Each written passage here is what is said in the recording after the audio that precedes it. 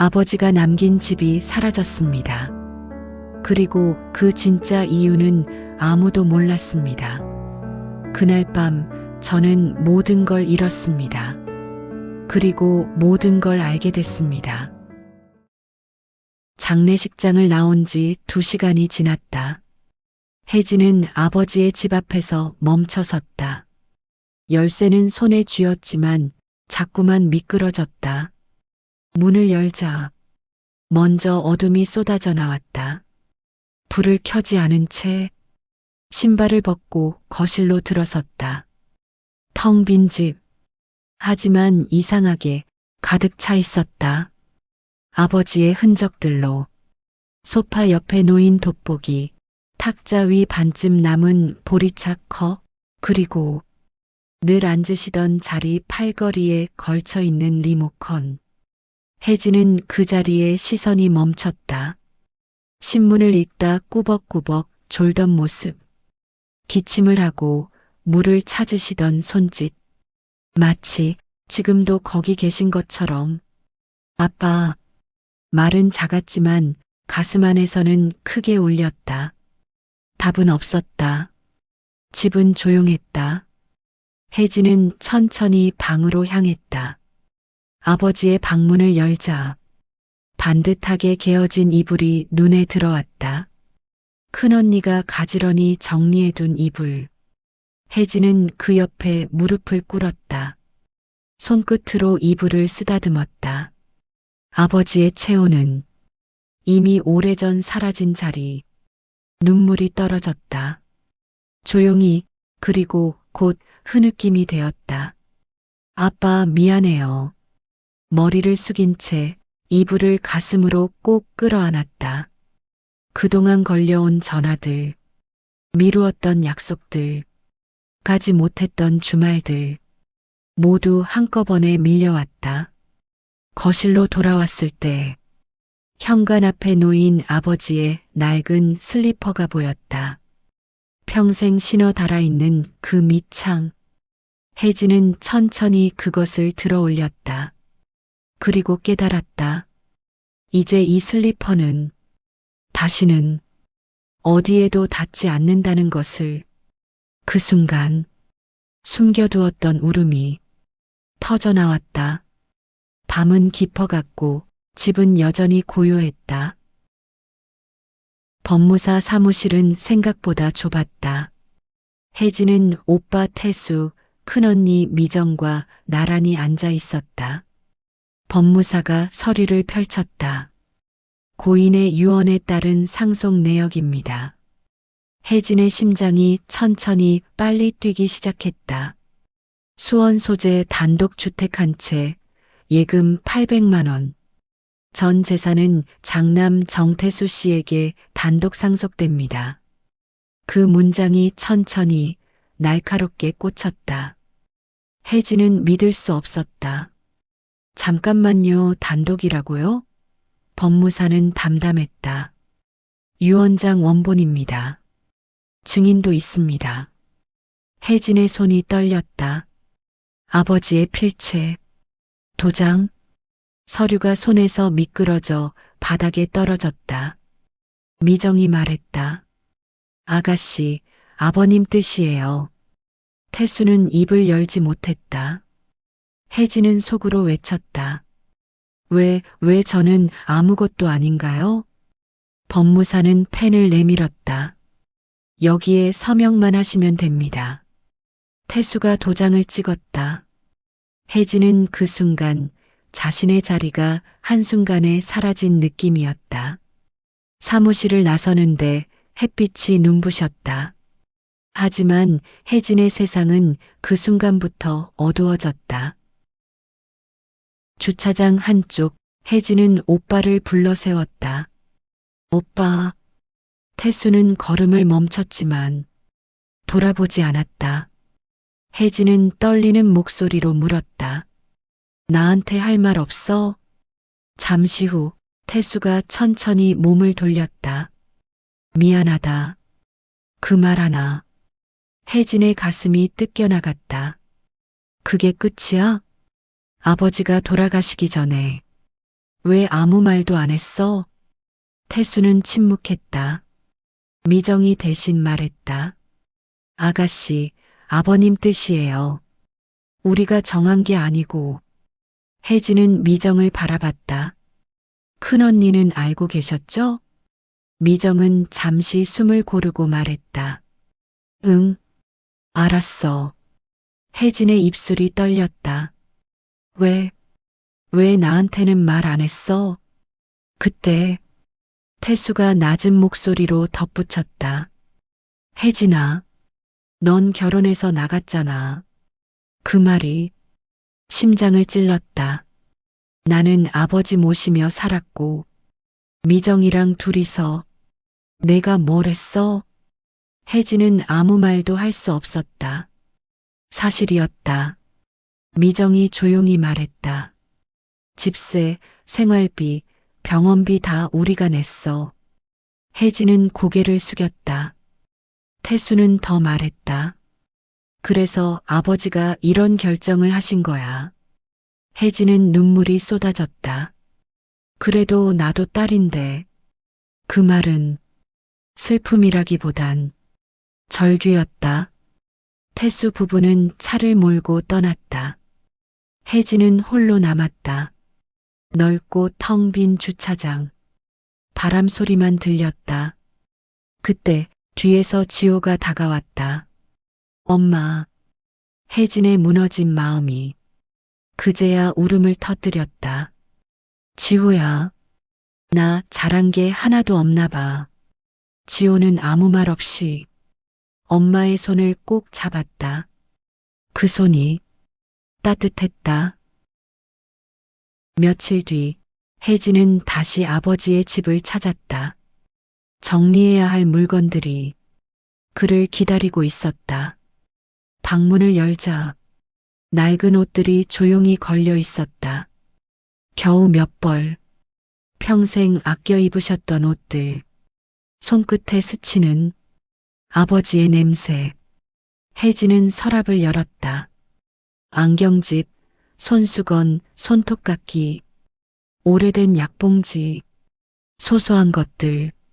하지만 아버지 그 자체였다. 그때 옷장 옆 바닥에서 먼지 쌓인 갈색 상자 하나가 눈에 들어왔다. 혜진은 천천히 다가갔다. 상자 위에 흐릿하게 적힌 글씨. 혜진에게. 가슴이 내려앉았다. 상자를 거실 가운데에 가져와 천천히 뚜껑을 열었다. 맨 위에 사진들이 있었다. 초등학교 입학식 날 빨간 가방을 메고 웃던 자신. 그 옆에서 자랑스레 서 있던 아버지. 또 다른 사진. 대학 합격 통보서를 들고 눈물로 웃던 그날. 모두 혜진과 아버지였다. 가운데에는 낡은 손목시계, 멈춰버린 시간, 그리고 그 아래 병원 영수증들, 그리고 상자 맨 아래 노란 봉투, 그 위에 적힌 한 줄. 혜진아, 미안하다. 손이 멈췄다. 혜진은 봉투를 가슴에 안았다. 아빠. 그 순간 울음은 흐느낌이 아니라 무너짐이 되었다. 방 안에는 혜진의 울음만 남았다. 혜진은 눈물을 닦고 떨리는 손으로 편지를 펼쳤다. 첫 줄. 혜진아. 그 한 단어에 가슴이 무너졌다. 이 편지를 읽는다면 나는 이미 이 세상 사람이 아니겠지. 혜진의 시야가 흐려졌다. 미안하다. 집은 태수에게 넘어갈 수밖에 없었다. 혜진의 손이 멈췄다. 넘어갈 수밖에 없었다. 왜? 너는 서운할 거다. 아버지도 안다. 문장을 읽을수록 숨이 막혀왔다. 이어서 태수는 약한 아이다. 겉으론 강하지만 속은 쉽게 무너진다. 혜진은 멈춰섰다. 약한 사람. 그 말은 아버지의 진심이었다. 그래서 아버지가 지켜줘야 했다. 혜진의 눈에서 눈물이 떨어졌다. 문장 아래 삐뚤한 글씨가 이어졌다. 너는 다르다, 혜진아. 넌 강한 아이였다. 가슴이 저릿했다. 마지막 줄. 때가 오면 너도 알게 될 것이다. 편지는 그 문장에서 끝났다. 혜진은 편지를 내려다보며 숨을 몰아쉬었다. 아버지가 말하지 않은 무언가가 있었다. 그리고 그 진실은 어딘가에 남아 있었다. 혜진은 상자 안에서 두꺼운 서류 뭉치를 발견했다. 처음엔 그냥 병원 영수증인 줄 알았다. 그러다 눈에 들어온 한 단어. 채무승계. 숨이 멎었다. 그 아래 적힌 이름. 정태수. 혜진의 손이 떨렸다. 그 다음 장. 근저당 해지 서류. 그리고 아버지의 서명. 짧은 메모. 이걸로 끝내자. 혜진의 눈이 크게 떴다. 장면이 지나간다. 겨울밤. 젊은 태수는 무너져 있었다. 책상 위엔 독촉장. 그 앞에 정만수가 앉아 있었다. 사채업자의 목소리. 이 금액 누가 책임질 겁니까? 태수가 흐느꼈다. 아버지 죄송합니다. 정만수는 천천히 고개를 들었다. 제가 책임지겠습니다. 그날 밤 집이 넘어갔다. 아들의 삶을 지키기 위해. 현재 혜진은 서류를 끌어안고 바닥에 주저앉았다. 숨이 들리지 않았다. 머릿속을 스치는 아버지의 편지 문장들. 태수는 약한 아이다. 아버지가 지켜줘야 했다. 이제 모든 게 분명해졌다. 아버지는 상속을 한 것이 아니라 아들을 살린 것이었다. 혜진은 얼굴을 감싸고 울었다. 모든 슬픔이 무너졌다. 밤이 깊어갔다. 혜진은 상자를 무릎 위에 올려놓았다. 지워지지 않는 글씨.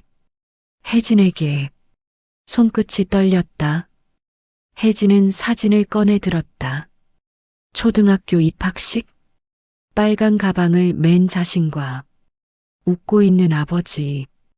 그 미소가 가슴에 박혔다. 아빠. 사진을 가슴에 안았다. 눈물이 흘렀다. 그 옆에 낡은 손목시계. 가죽이 닳고 금속이 바랜 시계.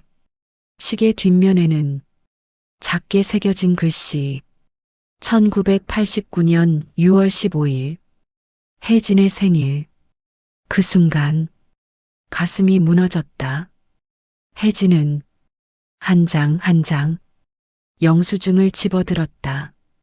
수업료, 등록금, 생일 케이크 하나하나가 사랑이었다. 혜진의 입에서 흐느낌이 새어나왔다. 아빠, 왜 아무 말 안 하셨어요? 숨이 막혀왔다. 저도 아빠가 필요했어요. 더는 버틸 수 없었다.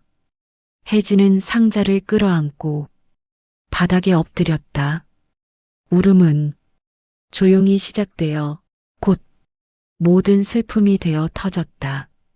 시간이 흘렀다. 창밖은 어두웠다. 혜진은 천천히 몸을 일으켰다. 문 앞에서 집안을 바라봤다. 조용한 빈집. 혜진은 작게 말했다. 아빠, 고맙습니다. 그리고 문을 닫았다. 일주일 후, 혜진은 조용히 아버지의 사진을 꺼내 거실에 올려두었다. 촛불 하나가 작게 흔들렸다. 혜진은 무릎을 꿇고 앉았다. 아빠, 그 한마디에 모든 마음이 담겨 있었다. 그리고 천천히 말했다. 이제 조금 알 것 같아요. 촛불이 부드럽게 타올랐다. 아버지는 집을 넘기신 게 아니라 가족을 지키신 거였죠. 혜진의 눈에서 눈물이 흘렀다. 저는 그걸 몰랐어요. 혜진은 상자를 열었다. 사진들, 편지, 낡은 시계.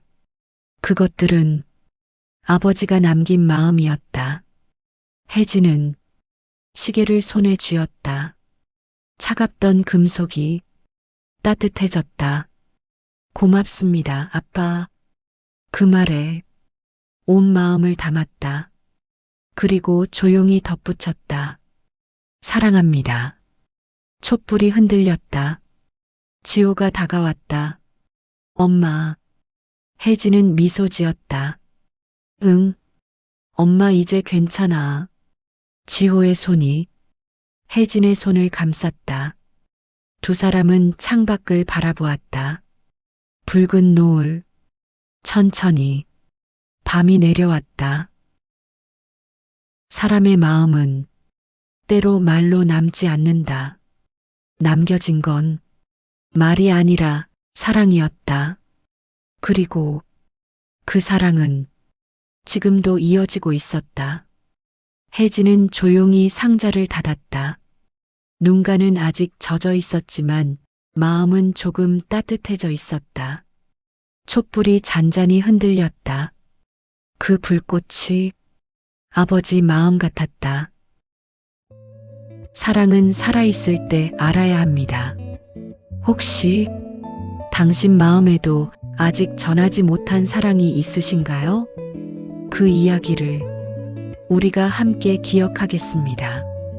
구독과 좋아요는 당신의 이야기가 계속되도록 만드는 힘입니다. 극적 반전. 누군가는 지금도 당신의 마음을 기다리고 있습니다.